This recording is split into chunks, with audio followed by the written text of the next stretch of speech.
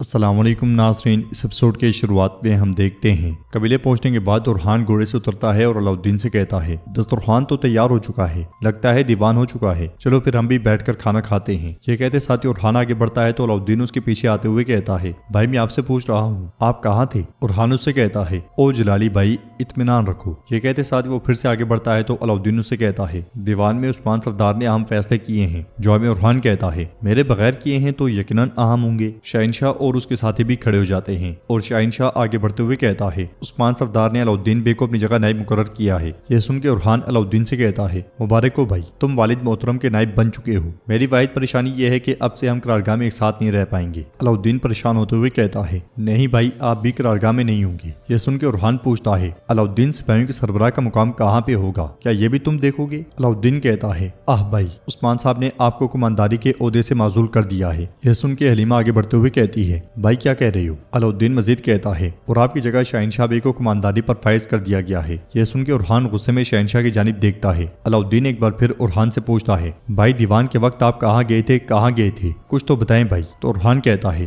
علاؤالدین میں دشمن کے پیچھے گیا تھا، میں نے سمجھا تھا کہ دیوان میں میری پشت پر نگاہ رکھنے والا ایک بھائی موجود ہے۔ تم نے کیا کیا علاؤالدین؟ جب بابا نے دیوان میں مجھے قربان کیا تم نے کیا کیا؟ تو علاؤالدین کہتا ہے بابا کا فرمان آخری ہوتا ہے بھائی، آپ یہ مجھ سے بہتر جانتے ہیں۔ شہنشاہ کہتا ہے سوائے ملعون خاتون کے، بہرحال ماں کا دل ہے۔ یہ سن کے اورحان کہتا ہے ظاہر ہے کہ میری ماں نے ایک ماں کے دل اور ریاست کی ماں کی عقل سے بات کی ہے، مگر صدران آپ نے کون سی عقل کی پیروی کرتے ہوئے خاموشی اختیار کی؟ اورحان کے ساتھی اپنے سر جھکا لیتے ہیں تو علاؤالدین کہتا ہے بھائی آپ کو جانے سے پہلے مجھے اطلاع دینی چاہیے تھی، آپ کو دیوان میں اپنا مقام سنبھالنا چاہیے تھا۔ اورحان کہتا ہے میرے بھائی، خاموشی بھی اپنے مقام کو عیاں کرتی ہے اور تم نے خاموش رہ کر اپنا مقام ظاہر کر دیا۔ انہیں بحث کرتا ہوا دیکھ کر جیرکتائی آگے بڑھتا ہے اور کہتا ہے یہ جگہ بات کرنے کی نہیں ہے۔ تو اورحان کہتا ہے آپ درست ہیں جیرکتائی بھی، یہ اس کی جگہ نہیں ہے۔ یہ کہتے ساتھ ہی اورحان تلوار پہ نیام کر کے آگے بڑھتا ہے تو علاؤالدین اسے روکتے ہوئے کہتا ہے بھائی کیا آپ نے عقل کھو دی ہے، آپ کیا کر رہے ہیں؟ اورحان اسے ایک طرف دھکیلتے ہوئے کہتا ہے ہٹ جاؤ ہٹ جاؤ۔ یہ کہتے ساتھ ہی اورحان میز پر سے پھلانگتا ہوا سپاہیوں کو دھکیلتا ہوا سرداری خیمے کی جانب بڑھتا ہے۔ علاؤالدین بھائی بھائی کہتا ہوا اس کے پیچھے آتا ہے، مگر شہنشاہ اسے روک لیتا ہے اور کہتا ہے علاؤالدین اپنے بھائی کو غصے کی بینٹ مت چڑھا دینا۔ خیمے کے اندر طبیب عثمان صاحب کا علاج کر رہا ہے۔ عثمان صاحب کہتے ہیں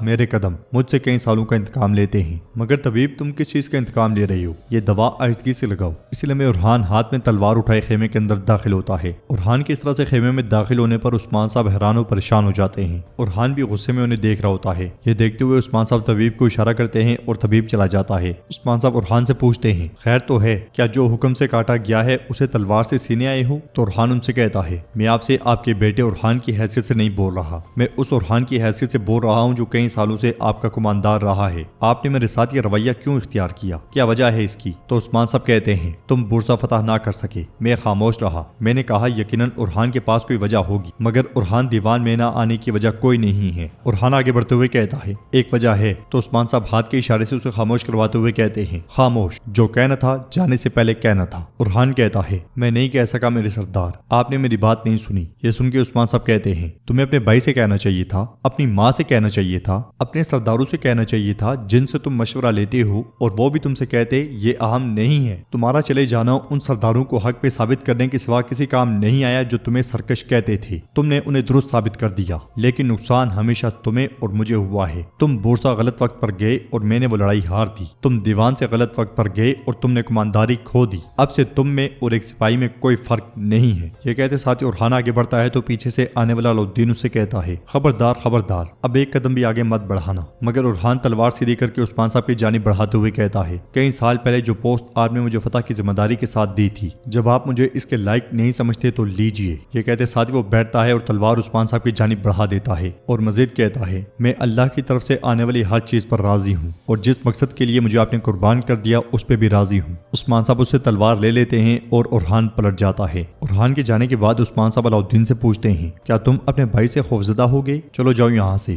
یہ سنتے ساتھ ہی علاؤالدین بھی چلا جاتا ہے اور عثمان صاحب اس لمحے کو یاد کرتے ہیں جب خواب میں انہوں نے اورحان کو دیکھا تھا اور اورحان نے ان سے کہا تھا میں اللہ کی طرف سے آنے والی ہر چیز پہ راضی ہوں اور جس مقصد کے لیے آپ نے مجھے قربان کیا اس پر بھی۔ دوسری طرف اورحان اپنے خیمے میں بہت پریشان کھڑا ہوتا ہے۔ علاؤالدین اس سے کہتا ہے بھائی مجھے ایک لمحے کے لیے گمان ہوا کہ۔ اورحان اس سے پوچھتا ہے تمہیں تمہیں کیا گمان ہوا؟ کیا جو حکم سے لے لیا گیا ہے میں اسے تلوار سے واپس لوں گا؟ کیا تم مجھے نہیں جانتے؟ اس لمحے حلیمہ وہاں پہ آتی ہے اور ارحان علاؤالدین سے کہتا ہے علاؤالدین اب سے میرے راستے میں حائل مت ہونا، میں بھی تمہارے راستے سے ہٹ جاؤں گا۔ یہ کہتے ساتھ ہی ارحان تلوار کی میان حلیمہ کو دیتا ہے اور چلا جاتا ہے۔ حلیمہ بھی بہت زیادہ پریشان ہو جاتی ہے۔ اگلے منظر میں ارحان باہر آگے بڑھ رہا ہوتا ہے اور آگے بڑھتے بڑھتے وہ گھوڑے کے پاس جا کھڑا ہوتا ہے۔ کارا خلیل اس کے پاس آتا ہے اور ارحان کو پریشان دیکھ کر واپس جانے ہی لگتا ہے کہ ارحان اس سے کہتا ہے آؤ کارا خلیل آؤ، آج ہم بورسا میں کافروں کا راستہ روک لیتے اور قبیلے میں دیوان کے دوران عظیم چنار کی ایک شاخ کاٹ دی گئی۔ خلیل کہتا ہے میں جانتا ہوں، لیکن اگر اس کی شاخ کاٹ دی جائے تو مان لیں کہ یہ مضبوط ٹہنیاں دے گی۔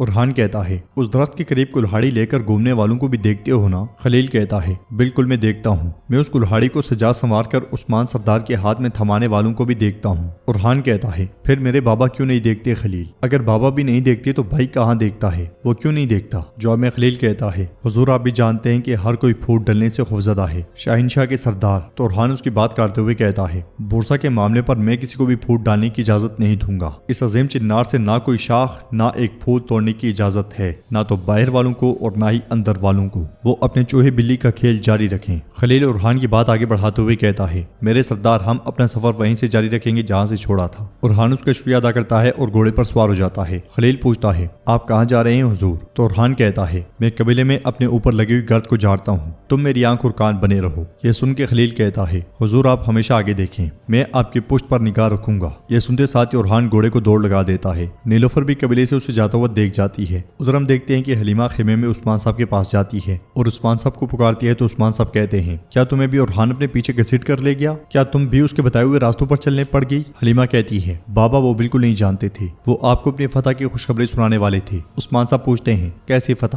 حلیمہ کہتی ہے انہوں نے نہیں بتایا ہے نا؟ عثمان صاحب پوچھتے ہیں کیا نہیں بتایا؟ یقیناً اس نے خود کو شرمندہ کیا ہوگا۔ حلیمہ کہتی ہے شرمندگی؟ کس بات کی شرمندگی؟ اس بات کی کہ اس نے قسطنطنیہ سے بورسا کے لیے آنے والی مدد کو تباہ و برباد کر دیا۔ اس نے وہ بندرگاہ تلاش کی جو بورسا کو خفیہ خزانہ اور اسلحہ دے رہی تھی اور اس نے اسے جڑ سے ختم کر دیا بابا۔ یہ سن کر عثمان صاحب کہتے ہیں اسے بھی کمانداری ایسی فتح کے ساتھ سونپنا زیب دیتا ہے، اس نے اپنی ذمہ داری آخری لمحے تک نبھائی ہے، اب اس کے بعد اس کی ذمہ داری ایک الپ کی طرح میری خدمت کرنا ہوگی۔ حلیمہ کہتی ہے بھائی اس کے مستحق نہیں تھے بابا۔ تو عثمان صاحب کہتے ہیں اس سب کا فیصلہ میں کروں گا، اب چلو جاؤ۔ یہ سنتے ساتھ ہی حلیمہ آگے بڑھتی ہے، ارحان کی میان عثمان صاحب کو دیتی ہے اور چلی جاتی ہے۔ عثمان صاحب تلوار میان میں ڈالتے ہیں اور تکلیف محسوس کرتے ہوئے بستر پہ لیٹ جاتے ہیں۔ ادھر ہم دیکھتے ہیں کہ جنگل میں ارحان سر پٹ اپنا گھوڑا دوڑا رہا ہوتا ہے۔ کچھ دیر کے بعد ارحان ایک مقام پہ اپنا گھوڑا روک لیتا ہے۔ وہ جیسے ہی گھوڑے سے اترتا ہے نیلوفر وہاں پہنچتی ہے۔ وہ تیزی سے ارحان کے پاس آتی ہے تو ارحان کہتا ہے میرے بابا کا خواب حقیقت بن گیا، وہ چھری انہوں نے چلا دی جو انہوں نے میری گردن پہ رکھی ہوئی تھی، انہوں نے اپنے بیٹے کو بھی اور کئی سالوں کی محنت کو بھی ایک خنجر سے قربان کر دیا۔ یہ سنتے ساتھ ہی نیلوفر اسے گلے لگا لیتی ہے اور پھر اسے پوچھتی ہے تلوار کہاں ہے؟ جواب میں ارحان کہتا ہے میں نے اسے اس کے مالک کو لوٹا دیا ہے۔ نیلوفر کہتی ہے عثمان صاحب نے وہ تلوار تمہیں بورسا کا دروازہ کھولنے کے لیے دی تھی۔ جواب میں ارحان کہتا ہے بابا نے اس نئے مالک کو عطا کر دی ہے۔ نیلوفر کہتی ہے بابا نے تمہیں ذمہ داری سے ہٹایا، کیا تم نے بھی ارادہ ترک کر دیا؟ ارحان کہتا ہے میں دسترخوان پر موجود سرداروں سے جدا اپنے بھائی سے جدا لڑوں گا اور یہ اس تلوار سے نہیں ہوگا، جب مقابلہ نیا ہے تو میری تلوار بھی نئی ہوگی۔ نیلوفر کہتی ہے تم بورسا سے دستبردار نہیں ہوگے۔ جواب میں ارحان کہتا ہے کبھی نہیں، میں بورسا کو بھی اور جو تلوار میں نے بابا کو واپس لوٹائی ہے اسے لوں گا، اپنے راستے سے اپنے طریقے سے، اگرچہ میں اکیلا رہ جاؤں۔ تو نیلوفر ایک دم سے کہتی ہے تم تنہا نہیں ہو۔ پھر ارحان نیلوفر سے کہتا ہے قاسم اور سلیمان سے کچھ مت کہنا۔ تو نیلوفر کہتی ہے میں نے انہیں آئیکوت کے سپرد کر دیا ہے تاکہ وہ باتوں کو نہ سنیں۔ ادھر ہم دیکھتے ہیں کہ حلیمہ ملعون خاتون کے ساتھ خیمے میں داخل ہوتی ہے اور گرجتے ہوئے کہتی ہے ماں کیا میرے بھائی کے عمل کا بدلہ یہ ہونا چاہیے تھا؟ میرے بھائی نے کئی سالوں سے نرم بستر نہیں دیکھا۔ بابا کیا کرتے ہیں ماں؟ بورسا میرے بھائی کے جینے کی وجہ ہے، کیا بابا نہیں جانتے کہ میرا بھائی بورسا سے دستبردار نہیں ہوگا؟ ملعون خاتون کہتی ہے ہاں دستبردار نہیں ہوگا اپنے بابا کی طرح، اور ہاں ضدی ہے، میرے پاس ہو میری بیٹی۔ یہ کہتے ساتھ وہ اسے گلے لگا لیتی ہیں۔ پھر حلیمہ پوچھتی ہے ماں دیوان میں آپ نے کیا کہا؟ کیا آپ نے میرے بھائی کی پشت پر نگاہ رکھی؟ ملعون خاتون کہتی ہے کیا تم نے سوچا کہ میں خاموش رہوں گی؟ جو حق تھا میں نے وہی کہا۔ حلیمہ کہتی ہے میں بھی خاموش نہیں رہوں گی، میرے بھائی کے پیچھے وہ جہاں کہیں گے میں جاؤں گی۔ جواب میں ملعون خاتون کہتی ہیں نہیں، اب میری اجازت کے بغیر تم کہیں نہیں جاؤ گی۔ حلیمہ کہتی ہے ماں کیا ہو گیا ہے؟ میں بے خبری میں جنگ پر چلی گئی، کیا بابا کی طرح آپ بھی غصہ کریں گی؟ ملعون خاتون کہتی ہیں تم میری اجازت کے بغیر جنگ پر جاتی ہو، تم میری اجازت کے بغیر والد کے خیمے میں داخل ہوتی ہو، تم کب میری بات مانو گی؟ حلیمہ کہتی ہے کیا میرا دل اس پہ راضی ہوتا کہ میں بھائی کو جنگ میں تنہا چھوڑ دوں؟ ملعون خاتون کہتی ہیں تم اپنی مرضی کرتی ہو، بہنوں کو بھی اپنے پیچھے مصیبت میں گھسیٹتی ہو۔ یہ سن کے حلیمہ کہتی ہے ماں میں باجیان کی سربراہ ہوں، میری اور میری بہنوں کی قدر میدان جنگ میں ہے۔ تو ملعون خاتون کہتی ہیں نہیں، میں نے تم سے تمہاری ذمہ داری واپس لے لی ہے، تم باجیان کی سردار اب نہیں ہو۔ ملعون خاتون جانے لگتی ہیں تو حلیمہ ان کے راستے میں آ جاتی ہے اور کہتی ہے ماں آپ کیا کہہ رہی ہیں، ایسا نہ کریں۔ تو ملعون خاتون اسے کہتی ہیں میری اجازت کے بغیر اب تم قبیلے سے باہر نہیں نکلو گی، لیکن پریشان نہ ہو، یہ تب تک ہے جب تک کہ تمہاری شادی نہیں ہو جاتی۔ اب بیٹھو اور اپنا جہیز تیار کرنا شروع کرو، اب تمہارے ہاتھ کو تلوار کے بجائے دوسرے کام کرنے چاہیے۔ حلیمہ بہت پریشان ہو جاتی ہے اور ملعون خاتون چلی جاتی ہیں۔ ادھر ہم دیکھتے ہیں کہ عثمان صاحب تلوار رکھ ہی رہے ہوتے ہیں کہ ملعون خاتون خیمے میں داخل ہوتی ہیں اور کہتی ہیں اپنے ایک ہی فرمان سے آپ نے قبیلے کو دو حصوں میں تقسیم کر دیا، سرداروں، سپاہیوں اور بہوؤں کو، اگر یہ اسی طرح بڑھتا رہا تو کیا ہوگا؟ پھر تلوار کو دیکھتے ہوئے کہتی ہیں اس تلوار کا مقام میدان جنگ تھا، اس تلوار نے ہمارے لیے بورسا کے دروازے کھولنے تھے۔ جواب میں عثمان صاحب کہتے ہیں یہ تلوار صحیح جگہ پر ہے، جو حقدار ہے وہ آئے گا اور لے گا۔ یہ کہتے ساتھ ہی عثمان صاحب گرنے لگتے ہیں تو ملعون خاتون ایک دم سے آگے بڑھتی ہیں اور انہیں تھامتی ہیں اور بلند آواز میں مدد کے لیے پکارتی ہیں۔ پھر عثمان صاحب سے کہتی ہیں اپنی آنکھیں کھولو عثمان، اپنی آنکھیں کھولو، مگر عثمان صاحب بالکل نڈھال ہوتے ہیں اور ایپیسوڈ بھی اختتام پذیر ہو جاتی ہے۔ ویڈیو پسند آئے تو لائک کر دیں، شیئر کر دیں، سبسکرائب نہیں کیا ہوا تو سبسکرائب کرنے کے ساتھ ساتھ گھنٹی والے آئیکن کو دبانا مت بھولیں۔ ملتے ہیں نیکسٹ ویڈیو میں، تب تک کے لیے اللہ حافظ۔